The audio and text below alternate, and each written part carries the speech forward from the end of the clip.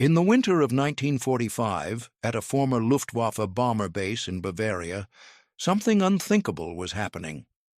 Scores of Martin B-26 Marauders, combat veterans that had survived the deadliest war in human history, were being systematically destroyed.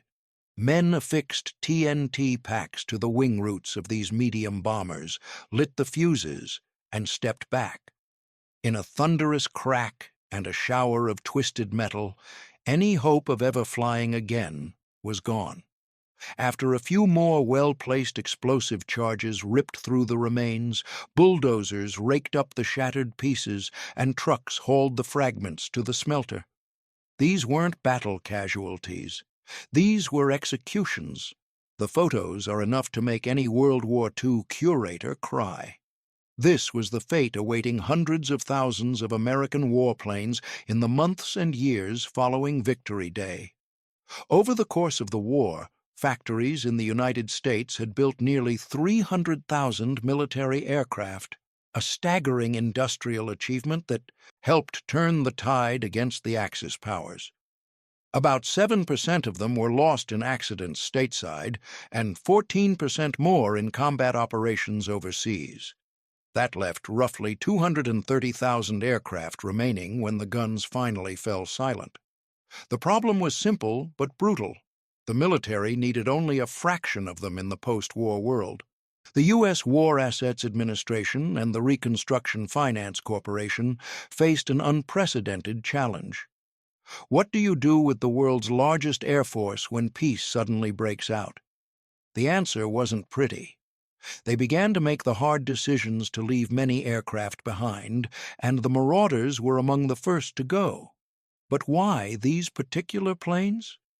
The answer reveals a cold calculus that would determine which warbirds lived and which died. In the medium, bomber competition between Martin B-26s and North American B-25s, the latter came out on top in almost every category. Though the B-26 Marauder was faster and could carry more payload, it was also much more dangerous and troublesome to operate. B-25 Mitchells, on the other hand, were dependable, relatively easy to fly, and remarkably versatile. Versions of the airplane were not only bombers, but also adapted to patrol duties, up-armed into gunships, converted to trainers, and loaded with cameras to operate as reconnaissance planes. In the hard choices after the fighting ended, B-25s lived to fly another day, and B-26s were executed on the spot. It was survival of the most useful, not survival of the fastest. The same ruthless either-or situation played out across multiple aircraft types. The Douglas A-20 Havoc was a great workhorse, but it was old and slow compared to Douglas's next model attack aircraft, the A-26 Invader. Between the two, the Invaders were clearly a more capable machine. They would live into the 1960s, while A-20s often didn't even return home from their overseas bases. The military wasn't being sentimental, they were being practical. A similar fate awaited many outmoded fighter planes, and here's where it gets really painful for aviation enthusiasts. P-39 Airacobras, P-40 Warhawks, and F-4F and FM-2 Wildcats were nearly worthless as far as the military was concerned. Their day had passed. Even Lockheed P-38 Lightnings, those distinctive twin-boomed fighters that had struck fear into enemy pilots, fell out of favor as too big, expensive, and complex to survive in great numbers. These were aircraft that had fought across every theater of the war, and now they were being written off like yesterday's newspaper. The winners of the dogfight between fighter types were Republic P-47 Thunderbolts and North American P-51 Mustangs. These two types soldiered on in occupation duties or filled the squadrons of Air National Guard units back home. Generally, P-51s flew in units west of the Mississippi River, while P-47s, particularly later long-range models, flew in the east. But even being chosen as a survivor didn't guarantee long-term survival. Even though certain types were earmarked for retention, there were still too many of them. Over the next decade, squadrons of them were given away or sold at rock-bottom prices to allies around the world. As jets became more of a factor in military air forces, P-47s faded away, while P-51 Mustangs continued to hold on in far greater numbers. The jet age was coming, and it showed no mercy to propeller-driven aircraft, no matter how storied their wartime service. The bomber game was even more straightforward, and perhaps even more heartbreaking. Boeing B-29. Superfortress bombers were the new gold standard, and anything else was expendable. Many Boeing B-17s and consolidated B-24s had hovered on the edge of usefulness, while an invasion of Japan seemed to be in the cards, but after the end of the fighting, it was a no-brainer to make endless acres of parked heavy bombers disappear. Flying fortresses and Liberators that had braved flak-filled skies over Europe were now destined for the smelter. But one man saw opportunity where others saw only surplus. When movie pilot Paul Mantz bought 475 surplus bombers and fighters for $55,000, nearly everyone told him he was crazy. He used to joke that he briefly owned the world's 7th largest air force, bigger than China's. It seemed like an insane gamble, but Mantz understood something the doubters didn't. After he'd drained the fuel from the aircraft and sold the gas for more than the purchase price, even the doubters began to see a method to his madness. Mantz proceeded to market many engines as spares, get a pretty penny per pound for scrap plexiglass, and then negotiated a deal to peddle oxygen regulators back to the government for $75 each. Finally, he worked a deal for most of the aircraft to go to a metal scrapper for $160,000, but not before selecting 12 aircraft to keep for himself. He used a couple of B-25 bombers converted into camera ships to film Cinerama footage for Disney, and he personally raced a pair of P-51s that he'd rescued from the scrap pile. Mantz had turned wartime surplus into a personal fortune and a piece of Hollywood history. What was never on the scrap heap, however, were cargo planes. They were a valuable tool that could still be used by the military, were snapped up by airlines bouncing back after the war, or began new lives with small air cargo outfits in Asia, Africa, South America, and Alaska.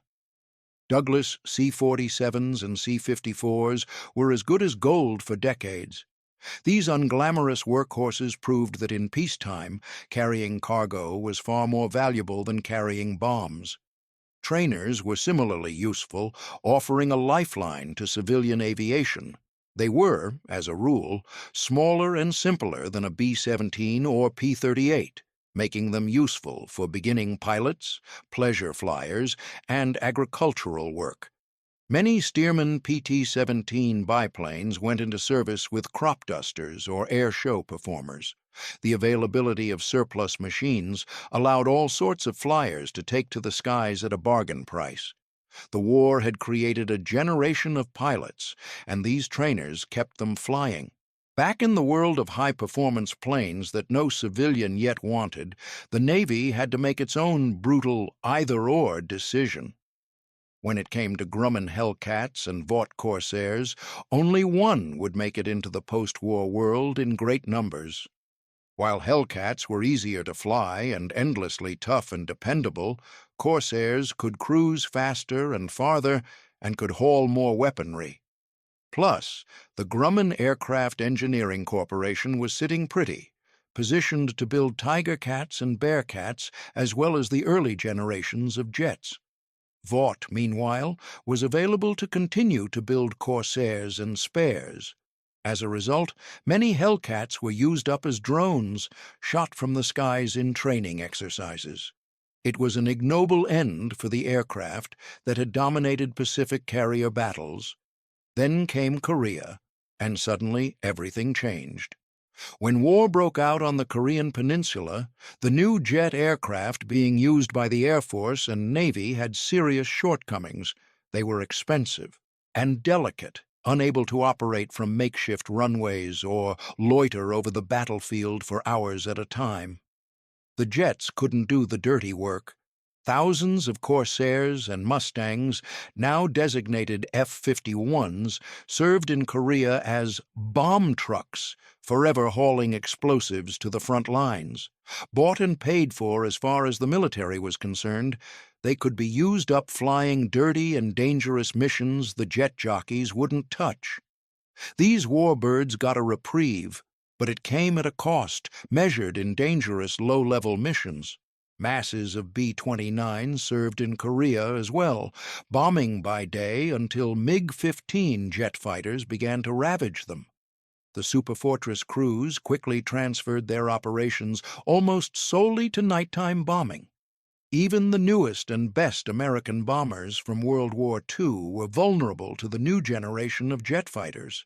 The era of propeller-driven combat aircraft was rapidly coming to a close. Today, we see the results of those government decisions at the end of World War II playing out in the museum and warbird communities. Several useful aircraft, like F-4U Corsairs and B-25 Mitchells, survived to reside in collections and can be seen at places like the National WWII Museum. By contrast, purged planes like B-26 Marauders and A-20 Havocs are exceedingly rare, with only a handful remaining in the entire world. For aircraft like Republic P-47s, of which more than 15,600 examples were built, only 0.25% survive today. Think about that. Of more than 15,000 aircraft, fewer than 40 remain. That's not to say any World War II-era aircraft survived in abundance. North American P-51 Mustangs, perhaps the most sought-after and coveted fighters for warbird flyers and museums for decades, are still scarce. If anyone was going to bother to save a warbird, it was usually a Mustang. Of the 15,000 P-51s constructed during the war, only about 2% endure in the 21st century. That's roughly 300 aircraft out of 15,000 scattered across museums, private collections, and airshow circuits around the world. A few still fly, their Merlin engines roaring over air shows and commemorative events, while others reside in institutions like the National WWII Museum, preserved behind glass as artifacts of a different age. Despite their few numbers, they are the last legacy to the Americans who designed, built, flew, and maintained these aircraft. Each surviving warbird represents not just a machine, but the collective effort of an entire generation. Engineers who drafted the blueprints, factory workers who riveted the aluminum skin, pilots who pushed them to their limits, and ground crews who kept them flying through impossible conditions. These aircraft are more than just historical curiosities or impressive examples of engineering. They are tangible connections to the men and women who won the greatest conflict in human history. When a P-51 takes off today, it carries with it the memory of every mission flown, every pilot who gripped its controls, and every mechanic who worked through the night to keep it airworthy. They are, and will remain, a lasting legacy of our nation's collective history, a reminder of both the terrible cost of war and the incredible industrial and human achievement required to secure victory. The few that survived the scrapyard have become priceless, not in monetary terms, but as irreplaceable links to a generation that quite literally saved the world.